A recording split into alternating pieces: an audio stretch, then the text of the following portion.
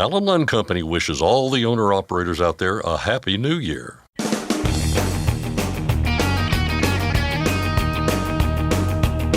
OOIDA, representing America's truckers since 1973, presents Landline Now with your host, Mark Reddick. An FMCSA study on warning devices seems to suggest the agency has finally received the message that there are too many regulations that don't affect safety. But upon a closer look, something else is driving the issue. Mark Schrimmer of Landline Magazine joins us with analysis. Also on today's program, the trucking industry has been active for many years in the continuing effort to combat human trafficking, and they're not alone. CVSA has an annual effort designed to inform commercial motor vehicle drivers about the problem. I'll talk with Jake Eliverda of the CVSA. And now, here's Scott Thompson. Thanks, Mark. The Federal Motor Carrier Safety Administration is planning to study whether warning devices on stopped commercial motor vehicles help prevent crashes. Sounds simple enough, but a closer look exposes a number of questions about the origins of the study and more. And joining us with his magnifying glass is Mark Schrimmer, senior editor of Landline Magazine. Mark, good to see you. Doing well. Let's start with the basics here. We've got this FMCSA study in the works on warning devices, the orange triangles mostly that are required to be carried on all CMVs. And you wrote a piece for landline.media that saying basically that this is a perfect example perhaps of over-regulation. We'll get to that, but can you talk a little bit about the study here and what they're looking to do? Yeah, so on the surface, it's good. It's what drivers kind of ask for in general when it comes to regulations. They have proposed a study to take a look of whether or not the regulation that's on the books actually benefits safety or not. And they're planning a study. I think it's going to have 275 drivers of passenger vehicles that will basically be able to try to determine whether or not they're actually picking up these warning devices and whether they're helping actually deter crashes or not. And so, like I said, that's a good thing at first glance on the surface. That's what drivers and OIDA talk about all the time. There's a huge green book of regulations, and as Todd Spencer, OIDA president, says all the time, if they don't benefit safety, they should be out of there. Yeah, and that's as simple as that. And so that's what they're trying to do here. So on the surface, again, a positive thing. However, let's get beyond the surface now, I suppose. The origins of this study is kind of what brings a whole host of things into question here. It's coming from a different place. If there were trucking groups who were asking for it, you might say, okay, great. However, there seems to be an ulterior motive here. Yeah, this to me, like I said, is frustrating, and I imagine a lot of drivers would be frustrated when they realize about it, because let's first think about what this regulation is that's been on the books for decades. If there is a stopped, disabled commercial motor vehicle, the driver is supposed to get out, perhaps at their own safety risk, and put these cones out at specific places, depending on whether they're on a curve or straight roads, and all of the stuff that they have to do. Again, there's this huge green book of all of these things that drivers have to comply with, and if not, there are consequences. And so, they've had to do this all the time. But this isn't being looked at. If you kind of read in between the lines of this study and the notice that they're talking about, they're not looking at this because, hey, drivers have been having to do this, they're putting their safety at risk, let's really look at this and find out whether it's safe or not. It's all coming from this idea that Aurora and Waymo, driverless trucking companies, have asked to remove this warning device regulation because obviously who's going to put them out? Because the driverless vehicles, the drivers can't do that. Right. So they've asked for something. To FMCSA's credit, they did reject the original exemption request from Waymo and Aurora. But yeah, there's more with that too. But they also, it kind of told them, even in that notice, gave them a very strong hint. Hey, if you resubmit this and it's not as broad as the one that you asked for, there's a good chance you might get the second one. And then we see this study all of a sudden. So again, it's just one of those things that if drivers, again, are frustrated all the time, that all of these regulations that may or may not actually benefit safety that are looked at, and when drivers complain about those, it seems like nobody's listening. Yeah. And suddenly now that driverless companies that are, and obviously remove the jobs of the drivers as well, that they want an exemption. Now we're going to start looking at it. That's how at least, FMCSA may have some more nuanced thoughts on it. They do mention in the notice the safety of the drivers, but again, it's kind of after where this whole thing, you could see all of these things coming in of how the fact that this is all starting with Aurora and these driverless companies, truck companies that want to remove this regulation.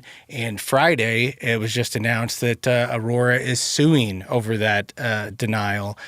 So there's a lot at play here, and it's not about drivers complaining about there being too many regulations. Yeah, and that's a frustrating part of all this, as you kind of laid out there. And it makes you wonder where this is all heading as well, as autonomous vehicles and autonomous trucks start to become more prevalent on roadways. Are they going to look at more regulations and kind of kowtow to these autonomous vehicle companies? Yeah. There may be some good results that come out of that for, truck drivers and actual people that are out there. Yeah. But it makes you wonder, where is this all going? Yeah, and that's the thing too, and it's mentioned in the notice as well that, kind of all of these regulations that specifically mention a driver having to be the one that does it. Yeah. What are we going to do What's about gonna happen this? to those? Yeah. Yeah, and there's going to be a ton of those. But again, it's just frustrating to the idea that these new companies can come in and kind of get special treatment after drivers for decades have had to comply with these things. The fact that, they're planning on deploying these driverless trucks in Texas this year. Yep. Now, obviously, this could be something that slows that down even more. They were supposed to do it in 2024, weren't able to.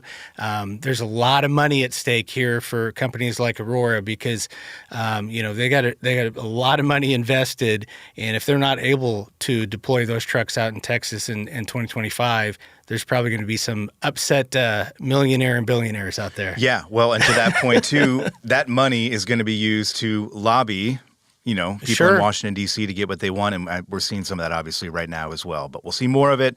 This conversation will continue over the course 100%. of the coming years and maybe decades. Who knows? We'll see there. But Mark Schirmer, we appreciate you coming by and filling us in. All right, thank you. That was Mark Schirmer of Landline Magazine. Mark Rettig, back to you. Thanks, Scott. 2 years ago, truckers lined up rigs in Washington, D.C., demanding that broker transactions be made transparent. Now we have a chance to take a big step in that direction. FMCSA is proposing a rule to fix some of the problems. File comments or find a guide about how to do that at fightingfortruckers.com. Starting Tuesday, Marty Ellis and OOIDA's tour truck, The Spirit of the American Trucker, will be at the Petro in Henderson, Nevada. That's located at exit 15A on Interstate 11. Stop in, say hi to Marty, and join OOIDA for a $10 discount. Next, I'll discuss an anti-human trafficking initiative with Jake Eliverda, the Director of Enforcement Programs at the CVSA. We'll be back in just a moment with more news and information. I'm Mark Rettig, and this is Landline Now. Are you tired of the IRS following you around like a dark cloud? Call 888-557-4020 and get your life back. At Truck Stop, we built a better load board for carriers like you. Sign up today and access over 600,000 loads on the most trusted online load board. Learn why the best in the business rely on TruckStop to make more money and start driving your profit today. It's tested and proven. Burn 2.1% less fuel when you balance all wheel ends with Centromatic. Call 800-523-8473 to get the OOIDA discount. The trucking industry has been active for many years in the continuing effort to combat human trafficking, including efforts by the organization Truckers Against Trafficking. And they're not alone. You're listening to Landline Now, and I'm your host, Mark Reddick. Welcome back to the program. The CVSA, the Commercial Vehicle Safety Alliance, has an annual effort designed to inform commercial motor vehicle drivers about the problem and what they can do about it. And that effort is just around the corner. It's called the Human Trafficking Awareness Initiative, and it will involve, among other things, enforcement officers from across 3 countries. To get more information about that effort and the overall issue of human trafficking, I spoke with Jake Eliverda, the Director of Enforcement Programs at the CVSA. Well, Commercial Vehicle Safety Alliance is conducting a human trafficking awareness initiative. What is involved in that effort? Kind of walk us through what CVSA and the various folks who are members will be doing. So the Commercial Vehicle Safety Alliance, we are a nonprofit organization that represents all the commercial vehicle safety inspectors, safety officers, industry representatives focused on commercial vehicle safety in the U.S., Canada, and Mexico. And the ultimate focus of our organization is traffic safety, particularly commercial vehicle safety and reducing serious and fatal crashes. However, within our organization, we have a number of other programs that we're involved with. And probably one of the newest programs to our organization started in 2020 was the Human Trafficking Prevention Program. And this came about as at the urging of one of our representatives or from our jurisdiction in Iowa. And Iowa happened to be at the forefront of working with TAT on human trafficking prevention and brought it to our membership. And our membership agreed that we felt it was an important initiative to take on. And from there, we tend to look at within our membership, what are best practices? And one of the best practices which led to this Human Trafficking Awareness Initiative was an effort that the state of Michigan did. Michigan State Police worked with Illinois, Indiana, Ohio for what they called a quad state initiative. Really was designed to educate drivers during the course of their normal patrol, their inspections, having the conversation with drivers about what do you know about human trafficking and educating them and utilizing the resources that TAT has developed over time. And as a result of it, we said, this is an impressive initiative that seems to be working and having an effect, and it's really can result in some good work. So we decided to do the Human Trafficking Awareness Initiative. And it's a 3-month initiative. The first month, January, we do it in the United States. So January 13th through the 17th this year will occur in the U.S. February 17th through the 21st, we'll be doing it in Canada. And then March 17th through the 21st, we'll be doing it in Mexico. And we do it at each country kind of around. So in the U.S., the national recognition date is January 11th. In Canada, it's February 22nd. And Mexico doesn't have a specific date, but they've selected a date or a period of time that is commensurate with what the other 2 countries do within the month. And so the one thing I like to think or to say about this program, it's not an enforcement program like a lot of CVSA's initiatives like International Road Check or Operation Air Brake or the Hazmat Blitz that they do through the years. This one is specifically educational outreach, and really is our focus is towards educational outreach with that to educate not only the drivers, inspectors, the public. I mean, because there's many opportunities during this campaign where we can have that outreach. One of the things that inspectors do is they talk with the drivers there this week. coming week about human trafficking. What do you know about human trafficking? Have you seen it? Where have you seen it? What do you know how to, if you see it, how to respond to it or how to report it to help us get those victims out of that scenario? In addition, you have the opportunity working with the rest areas and truck stops, educating personnel there, taking the opportunity, put the human trafficking awareness posters up in the bathrooms where a victim or the public would see it, know how to report it or how to reach out. The biggest thing that we've been doing now, and this will be our second year, and it's a carryover from what we started doing with Operation Safe Drivers. We have collaborated with CBS Paramount Plus to do a digital media campaign. And they have a community partnership unit that is very helpful, working with organizations, nonprofits like CVSA to help develop media. And one of the things they have is they have the ability on their digital media platforms to be able to get the message out and actually tell us how many people saw our message and what kind of interactions. So case in point, last year, Mark, we hit what they call impressions, people to seeing it. We had 13 plus million impressions from our media campaign. We had over 250,000 interactions on social media like Facebook, where people either saw the message, liked it, commented on it, passed it on to a friend and such. And the other thing that they do is they do through the web, place what they call a sky banner on your messaging. So like when you're Googling, you're on your laptop, you're on your mobile device, there will be a advertisement, a banner for the Human Trafficking Awareness Initiative.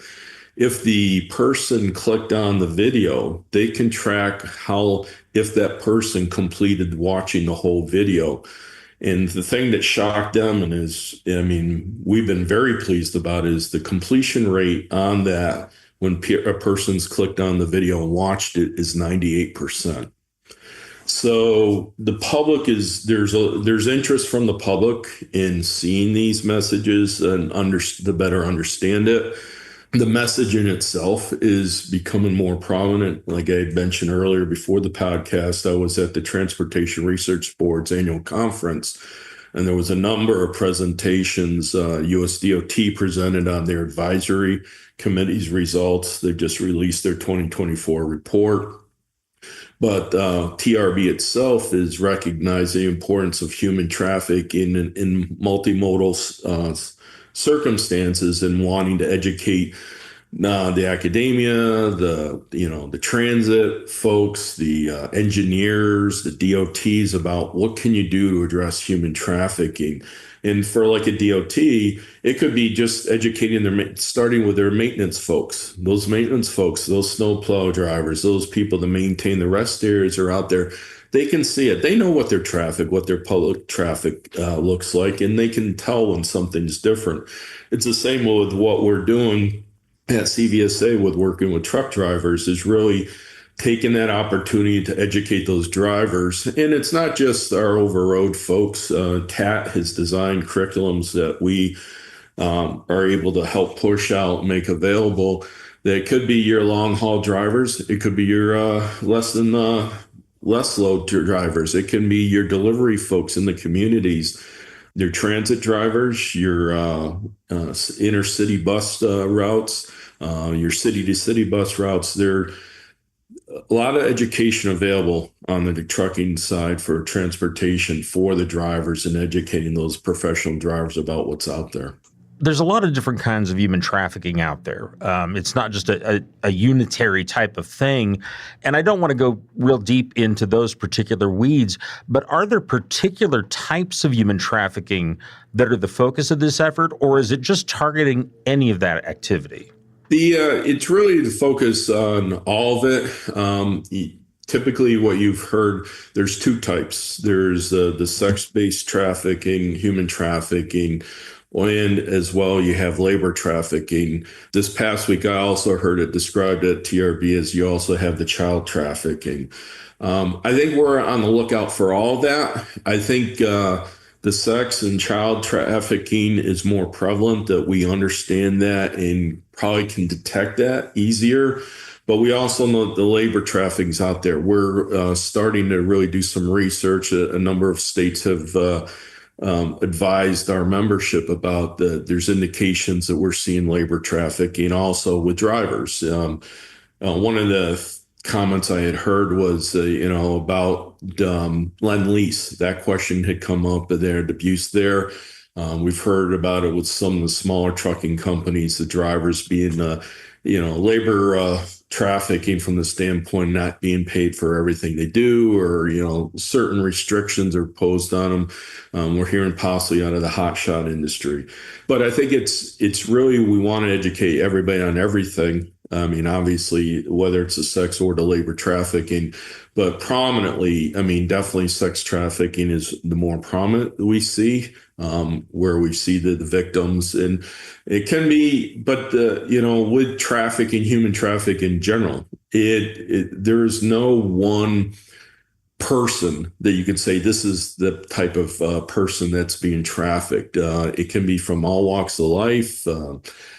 Race, nationality, religion, social economics. Anybody can be human trafficked, and we've seen it. And so it really is, you shouldn't have a specific bias to think, oh, this individual is the kind of person who'll be human trafficked. It can be anybody. And really that's raising awareness, but also educating people to, if you see these indicators, being able to take that opportunity and contact law enforcement, reach out to 911. One of the things that, we've heard people say, well, I don't know if I should report it. Well, in the end of the day, and myself being a former police officer, it's like, it's easier for an officer to intercept, go in, have a conversation with a person and determine that, okay, this isn't, or this is. And we'd rather have that opportunity to check it out versus having that person say, well, a couple miles down the road, well, I think I saw something, but I don't know. We encourage people to reach out to law enforcement, explain what you're seeing, and letting the law enforcement have that opportunity to intervene if possible. And as a result, we have a number of success stories where truckers did that, and TAC can bring up all sorts of case scenarios that they've had where a driver just pulled in a rest area. Hey, there's an RV in the back of the lot. We don't normally see the RVs there. There's a lot of people going back and forth. That doesn't look right. And then somebody looking out the window, and then the drapes getting shut real quickly. Those are all the things that kind of, you add them all up and say, yeah, that just doesn't look right. Or, you're at a truck stop and there's a individual, and it can be male or female, that's not properly dressed for the weather. We talked about just what the weather's like right now. You wouldn't expect somebody walking around in a short skirt and, a light jacket and high heels, or, flip-flops and shorts and a T-shirt. Those are the things that, and particularly with the weather we're seeing around the country, it wouldn't be appropriate. And that certainly raises a red flag when you look at those type of scenarios. I've been talking with Jake Eliverda, the Director of Enforcement Programs at the Commercial Vehicle Safety Alliance, about that organization's Human Trafficking Awareness Initiative, which starts today and runs through Friday in the U.S. We'll be back with more of that conversation in a moment. Meanwhile, if you need more information, we'll have a link at our website, landlinenow.com. Just click on the photo or headline at the top of the page. That's where you can find all the website links, email addresses, and phone numbers that we mention here on the show. Again, that's at landlinenow.com. I'm Mark Reddick, and this is Landline Now. Penske owns and operates some of the best-maintained vehicles on the planet. Our used trucks come with a 5-year maintenance report and pre-sale inspection. So if you're in the market for a top-quality pre-owned truck, look no further. Search our inventory today at PenskeUsedTrucks.com. Capital Reman, the leader in remanufactured diesel engines and components, has partnered with OOIDA to offer exclusive member benefits. Visit CapitalReman.com today to support America's transportation industry and take advantage of your benefits. Landline Now, welcome back. Before the break, I was talking with Jake Elaverda, the Director of Enforcement Programs at the Commercial Vehicle Safety Alliance, about that organization's Human Trafficking Awareness Initiative, which starts today and runs through Friday in the U.S. We now continue that conversation in progress. CVSA's mission is primarily focused on commercial vehicle safety. Obviously, the name Commercial Vehicle Safety Alliance. And this, to me, doesn't seem to fit exactly in with that. You did mention earlier that CVSA simply decided this is an important issue, but I'm curious, how does this fit in with the overall mission? I mean, how does this support the safety mission of the group? Because the area where we see a mark is, a lot of the trafficking is moved over our highways. Yes, they can do them by boat. They can do sometimes the airplanes and stuff, but for the most part, the majority of traffic you've seen occurs on the highway. And so again, this is, educating our inspectors. We've had scenarios, circumstances where a driver has been stopped and has a passenger, and it's been determined that passenger is a runaway. So one of the things in our regulations, we have a thing that you have to have authorized passengers. Carriers have to authorize a driver to have a passenger on board. And that's one of those things that we're looking at. Is this passenger authorized? And that's how some of the scenarios happen where we actually recover victims from a trafficking scenario. But the drivers themselves, we have our membership, maybe 13,000 plus inspectors nationwide that represent in our organization. That's not nearly enough eyes to be able to be aware. Where we have all of these professional drivers out there, they're on the roadway. They know what the roadways look like. They know what the traffic patterns like from where they operate. So it's a force multiplier for us to be able to educate the drivers and to work with TAT to educate drivers about what to look for human trafficking. Some of the events coming up.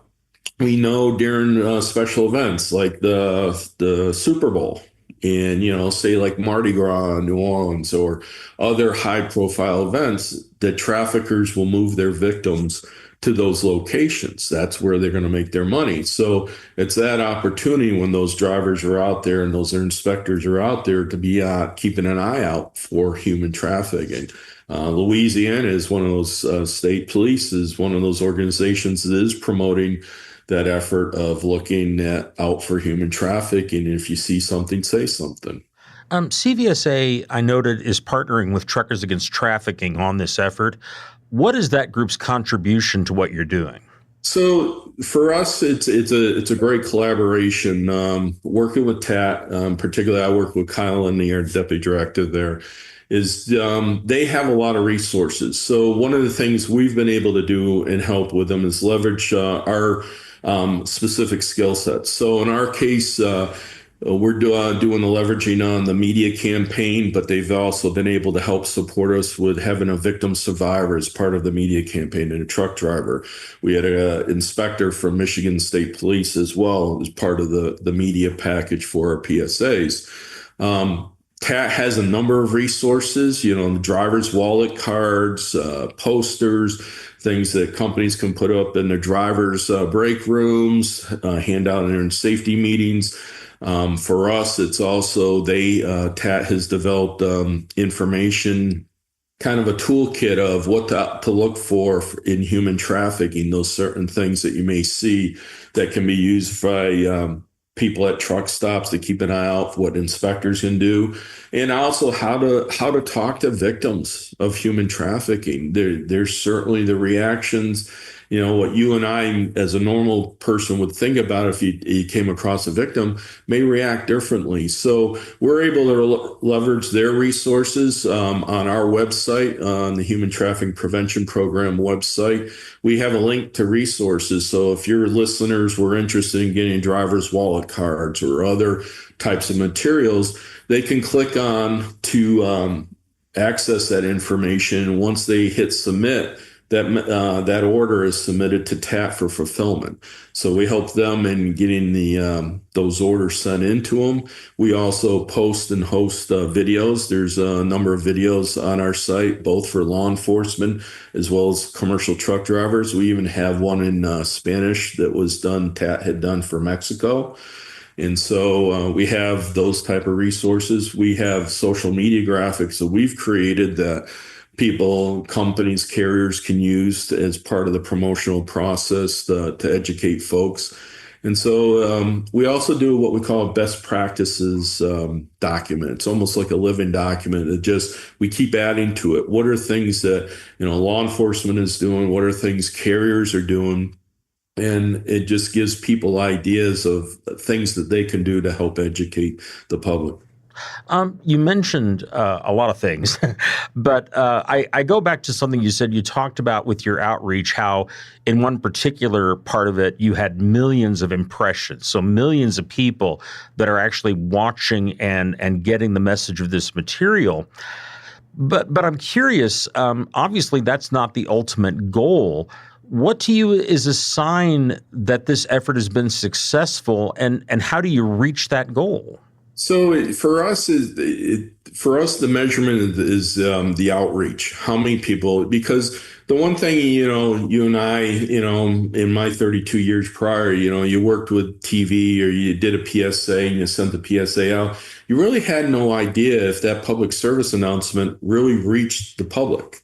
I mean, you could get I think a Gallup survey and they say, well, we figure we hit this many households. Where with the media campaign we're doing with CBS Paramount Plus is they can actually quantify how many people have actually seen the message. And I think to us of how important or whether or not we're effective is the fact that people are watching the message, the completion rate, that 98%, they're not just saying, no, I'm just going to scroll to the next view. The fact that the people are seeing it, and then the interaction with social media, like I said, we had over 250,000 people interacted on postings, and the fact that they either watched it or they forwarded it to a friend or commented, that to us is, for me, is a measurement that we're having an effect in raising the awareness and that it's reaching people. It just isn't money thrown away, that we're actually going to reaching people and actually having a reaction. Now, one of the things we're going to do this year with our digital campaign is CBS has also figured out that, when you're on a digital streaming platform, that, they pause their shows 1.3 times an hour. That may be to go pop some popcorn, grab a soda, use the bathroom break and stuff.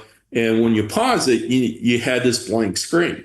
Well, they have now figured out how to put a static message up. So now you can have the capability of continuing to highlight your message. And what we're going to do this year is we're going to highlight the message about the human trafficking awareness as well as with a QR code. So there's another way we can measure if somebody clicks on or goes to how many times did somebody use the QR code to get more information about what we were talking about. And it's one of those things that, I got a lot of kind of anecdotal feedback is saying, hey, I'm watching Yellowstone. I hit pause and next thing I know, I see your message out there. And this was we did it for Operation Safe Driver in this past July. So we knew that was having an effect. So it's another opportunity to just get the message out there, out in front and to the people. One of the things that I remember, and, I've been at this a long time, as I know you have as well, but many, many years ago, one of the areas where this was particularly a problem was in the parking lots of certain truck stops. And I don't want to seem like I'm smearing all truck stops. Obviously, that's not the case. Many of them have really worked hard to kind of eliminate this particular kind of activity. But I've actually seen it occur, and I don't visit nearly as often as a lot of truckers do. And I've talked with many truckers. I've even seen videos online. Mm-hmm. Compared to how it was, how is it now? Are we really getting progress in terms of that particular area?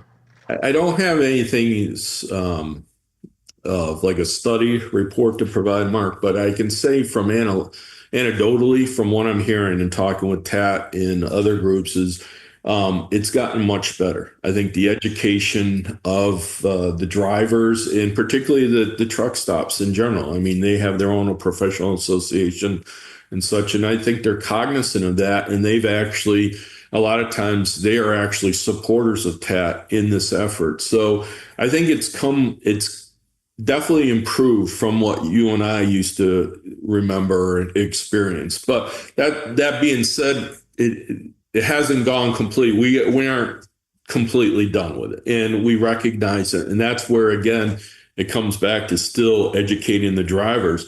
It's also looking at technologies. One of the things I was a takeaway with talking to one of the engineers at TRB was, we talk about truck drivers having truck parking, what's available for truck parking so that they can get some rest. And, you're looking at technology. The engineer and I were talking about, it's like, let's look at technology for what's available for spaces, but also having the technology to know, hey, this vehicle's parked wrong, or there's this, being able to have the technology recognize something's out of sort with, hey, RV's pulled up which should be a truck stop, and you have a lot of people going across the parking lot. Can you leverage technology to kind of identify those scenarios where maybe you have a trafficker coming in and trying to do business at one of your local rest areas or your truck stops? So it's a work in progress, I guess would be the best way to say it. One of the things that struck me over the years is the change in language. And I know for some people that seems like a fairly small thing, but when I started at this, and 22 years ago, this was all about prostitution, and a lot of the enforcement was against the people who ultimately were being trafficked. I rarely hear that narrative anymore. What I hear is people talking about human trafficking. How significant is it that in such a short span of time that groups like your own and like Truckers Against Trafficking have turned around that language? What is the significance of that? Well, I think its significance was, you're right. I mean, when I first started in the business, you consider prostitution, solicitation, such. And really, it was more of an educating us, our prosecutors and such, of this person's a victim. That's not to be said that all of them are victims. You have some who choose to do it, but you also have some that are also benefiting from it. But for the most part, they are victims. And realizing, one of the concerns about it when working with is, the officers may arrest somebody and they're saying, well, the victim. Well, a lot of times that is a tool for law enforcement to get that victim out of the scenario of, pulling her to the scene and then determining, yes, she is a victim, he or she is a victim, and then being able to talk to the prosecutors to say, this is a victim, we're not going to do any charges with it. I've been talking with Jake Eliverda, the Director of Enforcement Programs at the Commercial Vehicle Safety Alliance, about that organization's Human Trafficking Awareness Initiative, which starts today and runs through Friday in the U.S. We'll be back with more of that conversation after a short commercial break. Meanwhile, if you do need more information, once again, we will have a link at our website, landlinenow.com. Just click on the photo or headline at the top of the page. That's where you can find all the website links, email addresses, and phone numbers that we mention on the show. Again, that's at our website, landlinenow.com. I'm Mark Reddick, and this is Landline Now. Running on ultra-low sulfur diesel? Stay protected this winter with Howe's Diesel Treat and Diesel Lifeline. Steer clear of gel and ice with North America's #1 trusted brand. Find Howe's products nationwide at select retailers, auto parts stores, truck stops, and on Amazon.com. Since you started, what you've loved about trucking is the freedom. Heading out on your favorite route, a good driving song, and thinking about truck insurance. Well, maybe not that last one. That's why we're here. At OOIDA, we have a full range of truck insurance products, expert advice, and great customer service, helping you get the right coverage for your operation. Go to OOIDA.com, because your job is to drive. Our job is to help with everything else. Landline Now. Welcome back. Before the break, I was talking with Jake Eliverda, the Director of Enforcement Programs at the Commercial Vehicle Safety Alliance, about that organization's Human Trafficking Awareness Initiative, which starts today and runs through Friday in the U.S. We now continue that conversation in progress. For those people that are involved in human trafficking, they are the victim, and it should be treated as such. And that's why it's so important that when you see something, or you think you see something, give 911 a call. Give them the situation, what you see, as much information as possible, and then let law enforcement be able to come in and determine that and hopefully intervene if that's the case. This is not the first rodeo on this for CVSA. Mm-hmm. You've done this kind of effort before. What were the results of some of the previous human trafficking awareness initiatives?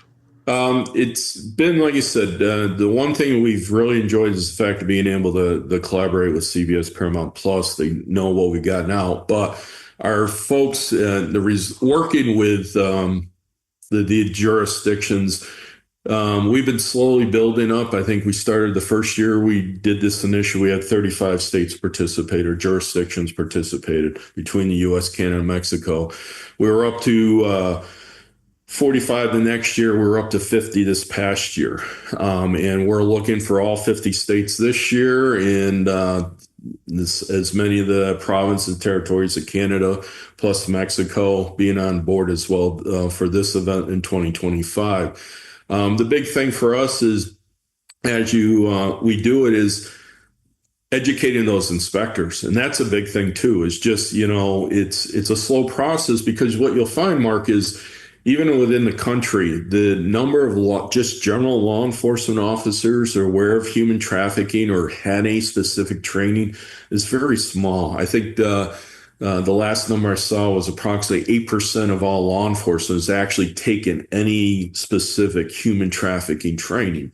So it's a big effort for us to make sure that our membership's aware of it and how to address and how to deal with it and how to identify it, as well as reaching out to the public. So we're seeing it. We're handing out a lot of information to drivers, having the conversation with the drivers. And again, it's very simple for the inspectors of, during the course of your day, doing your inspection with a driver, just having those few extra minutes to talk to the driver and say, what do you know about human trafficking? Have you seen human trafficking? And what did you do if you did see it? Or do you know how to respond to it or how to report it if you do see it? And in those 5 to 10 minutes extra are worth it if we can educate the industry and our professional drivers out there that will happen to see it possibly. I know that one of the things that, at least to me, is the most amazing is when you hear the stories of individual truckers who have stepped up and have acted and have actually helped trafficking victims. Do you remember any stories like that stand out to you personally? So the one of the things I have listened, having worked collaboratively with TAT, is some of their stories about victims that drivers have identified and pulled out. And one of the recent ones, driver saw a victim, was able to get help for her, and she wanted to touch base with the driver and say, hey, you're my angel. And he says, no, I'm just the guy. I'm just a truck driver that called and made the call to get help for you. But the victims are very appreciative, very supportive of them. What is for me is, I can tell you, when I started working with TAT and CVSA on this issue, in my career, I had 32 years of law enforcement. There was at least 2 times where I think now, looking back now, that I probably was looking at a human trafficking situation and didn't realize it. It was ones where I had been trained to deal with domestic violence, had that specific training, done all the things that you would do when you do an investigation at roadside. But at the end of the day, I probably was looking at a human trafficking situation, just wasn't aware of it. And so, again, that's one of the things that is a big takeaway why we're doing what we are with the training and leveraging the resources that TAC can provide and we can provide, is just to educate those officers and the drivers so that you see that next time, I can make that call and hopefully have an impact. I know that you addressed this earlier, but I feel it's worth repeating. A lot of people are reluctant to get involved, and that's just a condition with anything out there. And it seems more so, I think, these days than maybe it was when we were younger, back when they made stone tablets and such to communicate. What advice can you offer folks that are reluctant or even afraid to get involved in this kind of thing when they see it? I think the reluctance is just the unknown. Am I seeing what I'm seeing? And that's where, again, we would emphasize that if you see something and you feel like there's something, call 911. And then the officer really is the one that would triage and determine whether or not, in fact, you have a human trafficking case. But if you don't report it, then it's a lost opportunity to remove that victim out of that scenario. And a lot of times with 911, when you call them, you don't necessarily have to give your name. They're going to ask for your name, but you don't necessarily have to do it. But give that dispatcher, that call taker, as much information as possible. Like you said, I was listening to the panel this week at TRB. When the victims was saying, just don't go out and say, hey, it's just a tall guy with red hair. Try to be specific. He was white, black, Hispanic. He was this tall. You don't just say, oh, he's tall. Well, tall means a lot of different things to different people. I think he was like 5'5" or 5'8". Person had blonde hair, maybe had nose piercings, different things. Just be specific so that dispatcher, that officer respond and has that information helpful to make that determination. But don't be afraid. The worst thing is just not to do anything. We can always go there, determine everything's okay, and the person goes on their way. But there's also that opportunity where we can actually remove that person from that situation and save a life. Excellent. Jake, I appreciate all the information. It's been fantastic. Thank you very much for speaking with me. Thank you for having me, Mark. I appreciate it. I've been talking with Jake Eliverda, the Director of Enforcement Programs at the Commercial Vehicle Safety Alliance, about that organization's Human Trafficking Awareness Initiative, which starts today and runs through Friday in the U.S.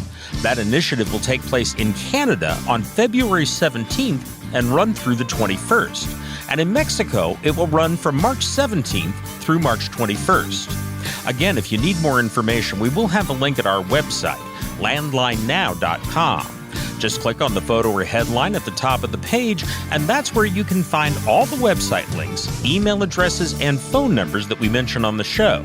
Again, that's at our website, landlinenow.com. For Landline Now, I'm Mark Reddick.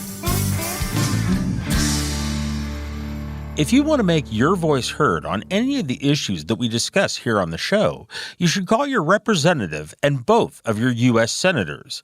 To call any member of Congress, just dial the U.S. Capitol switchboard at 202-224-3121. Provide the operator your zip code, and they can connect you directly to the office of your senators or your U.S. congressman. Again, that phone number is 202-224-3121. You can also make contact with those lawmakers by using the website fightingfortruckers.com. At that website, go to the button that says Contact Your Representatives. On the right side of that page, you can compose an email and send it to the people who represent you in the House and Senate. Meanwhile, if you want to contact state officials about an issue closer to home, you can get contact information for those lawmakers through the same website, fightingfortruckers.com. Again, go to the link that says Contact Your Representatives, then scroll to the bottom of the page and enter your zip code and click Continue. That will bring up a list of your elected representatives. That's our program for today. Thank you very much for joining us. I'm Mark Reddick, and this is Landline Now.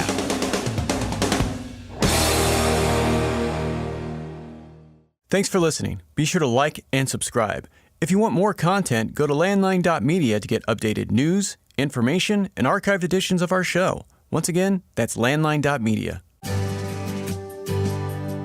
I'm a dad, a son, a husband, wife. I'm a writer, photographer. I farm.